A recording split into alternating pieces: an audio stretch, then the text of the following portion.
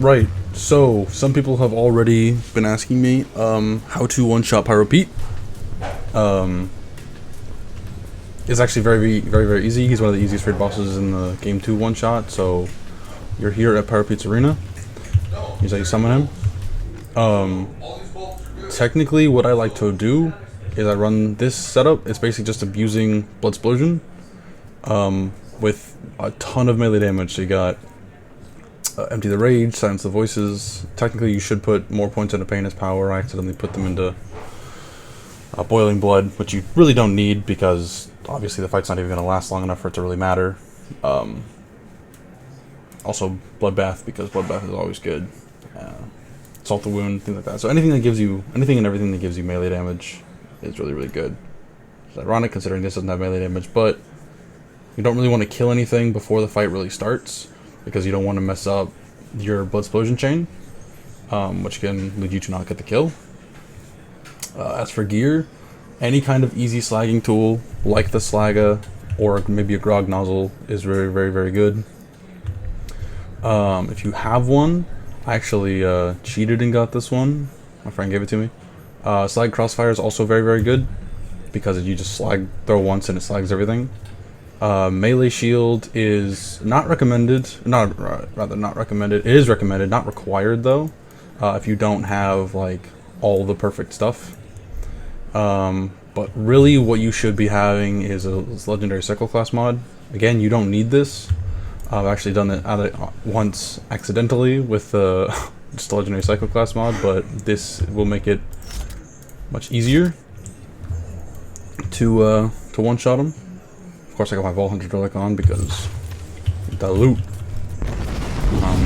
Basically, all you need to do is just spawn them in.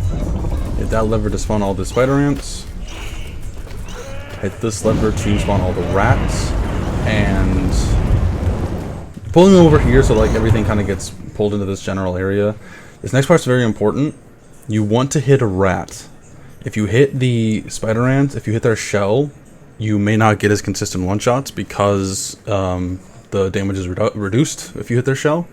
So hitting their abdomen will do more damage than just hitting a rat normally, but it's very difficult, and if you mess it up, you don't really get a second chance without having to, of course, restart the boss fight. So now that he's over here, you want to throw your Slag Crossfire, get health gated, release the beast, find a rat, hit him, and watch all the damage numbers go. Yeah, now you can just pick up all your Seraph Crystals. Of course, the two flew way over there. Yeah, this is probably the easiest Seraph Crystal farm in the game. You can also get some other decent loot. I haven't gotten any legendaries out of him yet, ironically, though I have actually gotten a Seraph. Got this one, the Big Boom Blaster. So yeah, it's a pretty easy farm. It's really not hard, but there is a lot of setup required to really make it work. So because of that,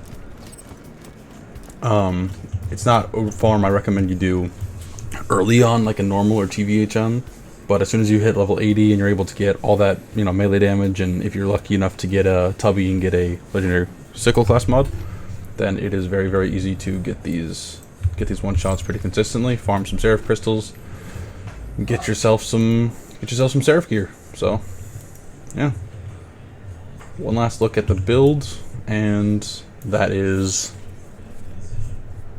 about all you need. Oh, and happy hunting.